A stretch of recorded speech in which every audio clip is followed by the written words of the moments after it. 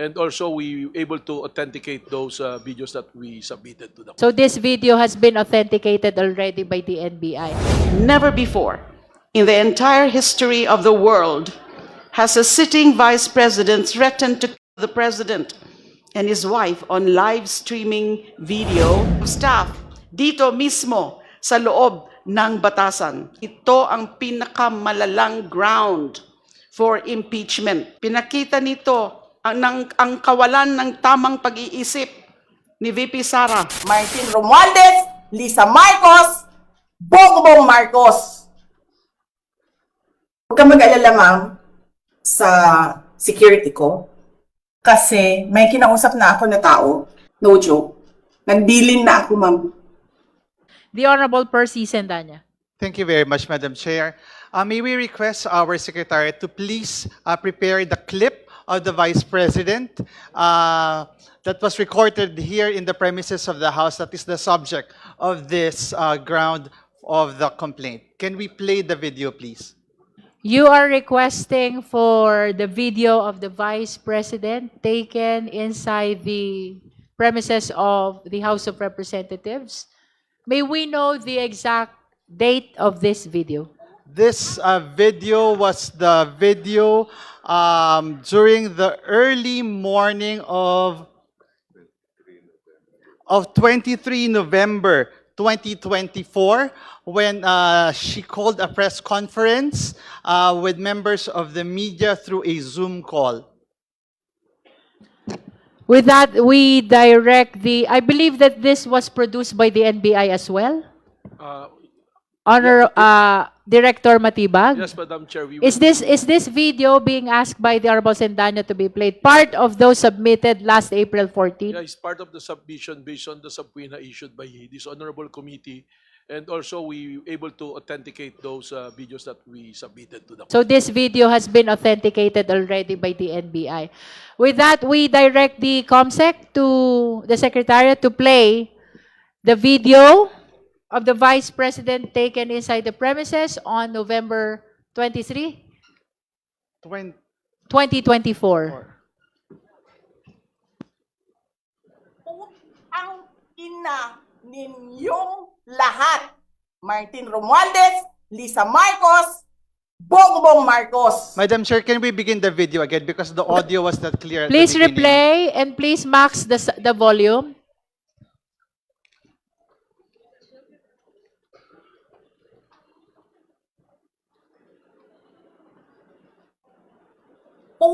Ang ina ninyong lahat. Martin Romualdez, Lisa Marcos, Bongbong Marcos. Huwag ka mag-alala, ma'am, sa security ko. Kasi may kinausap na ako na tao. Sinabi ko sa kanya, kapag pinatay ako, mo si BBM, si Lisa Araneta, at si Martin Romualdez. No joke. No joke. Nagbilin na ako, ma'am. Pag namatay ako, sabi ko, huwag ka tumigil, hanggang hindi mo mamatay sila.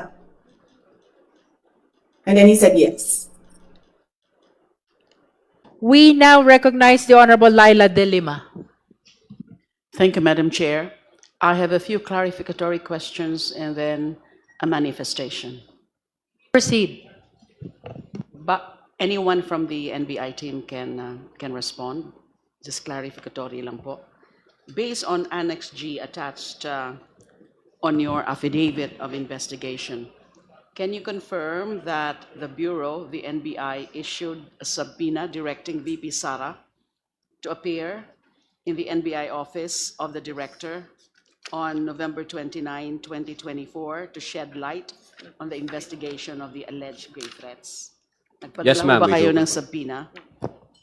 Yes, ma'am. We do confirm, ma'am. Nagpakita po ba si VP Sara sa NBI noong November 29, 2024 para makipagtulungan sa investigasyon? Hindi po nag-appear, ma'am, ang Vice Presidente sa schedule na yon ng subpoena namin. Alam niyo ho bang dahilan? Meron ho ba siyang pinadalang dahilan kung bakit hindi siya sumipot?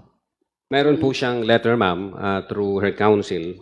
If I may, ma'am, kung pwede ko pong basahin Yes, ito. please.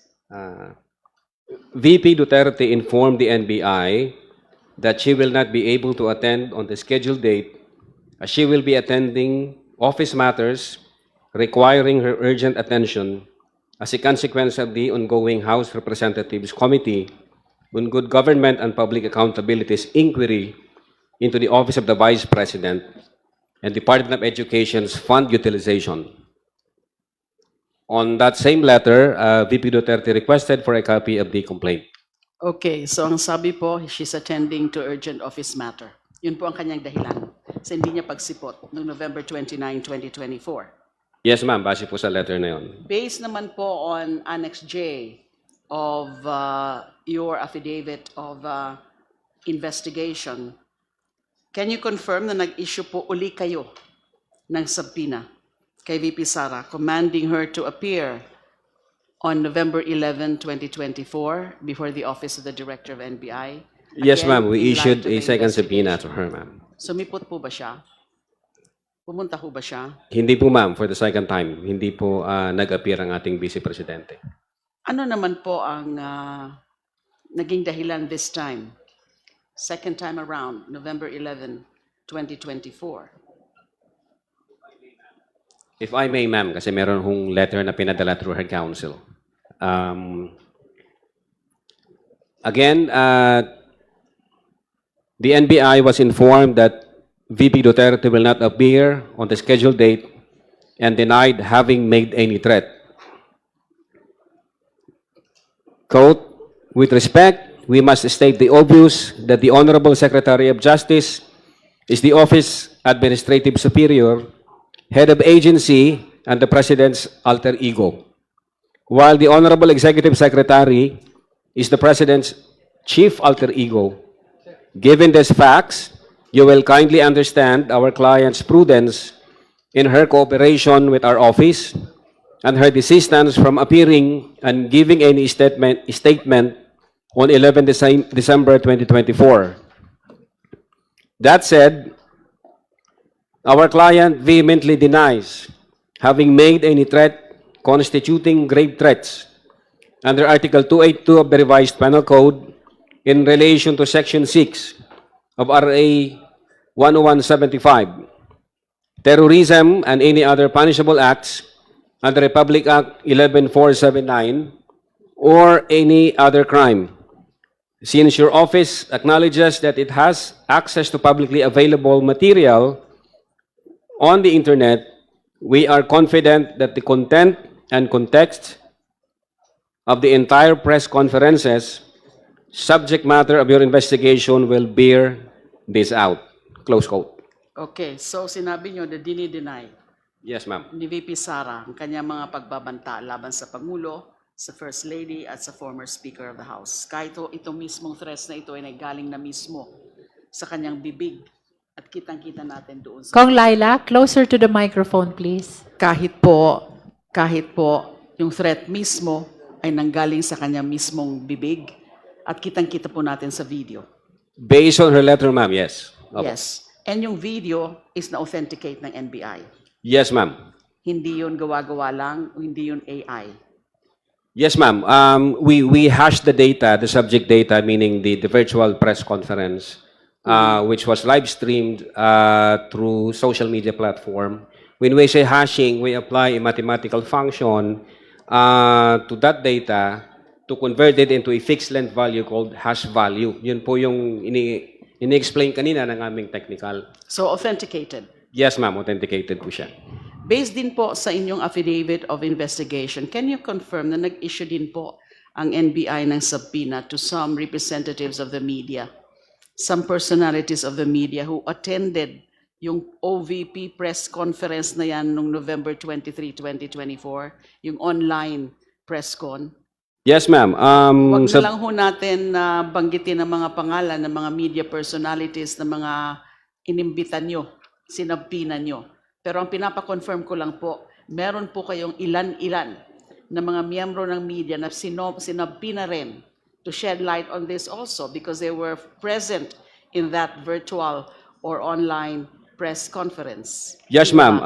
We issued subpoena to at least 6 media personnel, ma'am. from various media outfits. from various Iba-ibang media media outlets. outfits. Iko-confirm nyo rin po kasi nabasa ko po yung ibang mga affidavit nila. Kino-confirm nyo rin po na may mga reaksyon sa kanila.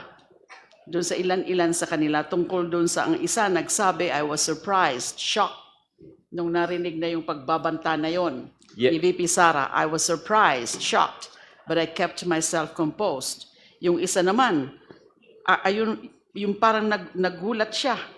Nagulat daw siya na ganon ang naging pahayag nung pagbanta ni VP Sara. Meron din isa, sinabi, he was shocked when he heard VP Duterte uttered the threatening remarks. So ilan-ilan po sa mga media personalities na ito na inimbitahan nyo o sinapinan nyo, ganun ho yung mga naging reaction nila nung narinig nila mismo yung banta na yon galing sa bibig ni VP Sara. Yes, ma'am, we confirm that. We confirm. So there are affidavits here as part of the annexes of the NBI investigation report. It's not affidavits, ma'am.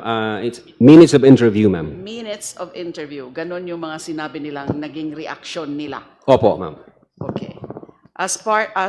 By way of manifestation now, Madam Chair, para sa akin po, itong ground na ito, threats, inciting to sedition, ito po ay isa sa pinakamalakas, kung hindi pinakamalakas na ground. Para sa akin po, as the endorser of the Sabali et al. Complaint sa kapagbabasa ko ng records. Yes, lahat po ng grounds for impeachment raised against the VP are serious. But more than the other grounds, ito pong ground na ito, the threats, is one of the most important in the sense that it gives us an insight into the true character and moral fiber of the VP. Sa pagkakataong yun, maaga pa lang ay nakita na ng buong sambayan ng Pilipino ang tunay na karakter at pagkatao ni VP Sara. Never before, in the entire history of the world, has a sitting vice president threatened to kill the president and his wife on live streaming video for the whole Filipino nation and even the world to watch. It finally revealed Sara Duterte at her most transparent and unfiltered moment. And para sa akin po, this is not an aberrant attitude of a Duterte. In fact, it is their trademark character. Just recently, yung kapatid nga niya po, si Mayor Baste, said that all he wants is the head of the president, nothing more, and then the Duterte family will be satisfied. This, to me, ang pagbasa ko po dito, hindi naman po ako psychologist o psychiatrist, pero sa aking obserbasyon, this is a clear pattern running along all of the Duterte children. They're all cut from the same cloth and woven from the same fabric as their father, who is now facing 3 charges of crimes against humanity before the ICC for the murder of thousands of Filipino civilians, all citizens he was sworn to protect. So may history of violence, may proclivity, may tendency to violence ang pamilya pong yan. Mayor Baste also showed us that the Duterte family is capable of bringing back the bloodshed instigated by their father, as he attempted to do so immediately at the start of his first term as Davao City Mayor in 2022, with the killing of 7 alleged criminals in Davao City. Fortunately, his attempt to bring back the Davao Death Squad was immediately put to a stop by the PNP when the leadership of the whole Davao Police Force was revealed. The Davao City Police was no longer the Davao Death Squad that the children grew up with and got used to running their errands, including the occasional execution of enemies, as attested to by DDS leader Arturo Las Cañas. Mayor Baste's failed revival of the DDS is also just a poor copy of his sister's record in the EJK business.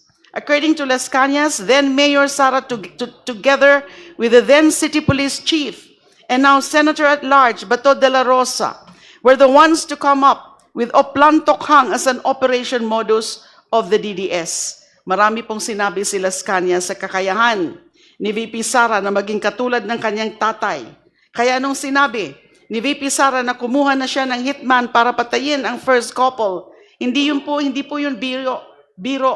Siya po mismo ang nagsabi, no joke, no joke. Hindi biro ang pagbabanta ni VP Sara sa buhay ng Pangulo at unang ginang. Na ginawa niyang bantang ito ay hindi na alegasyon. Napanood po natin ito sa live streaming video. Nung gabing yun, nakita natin ang totoong Sara Duterte.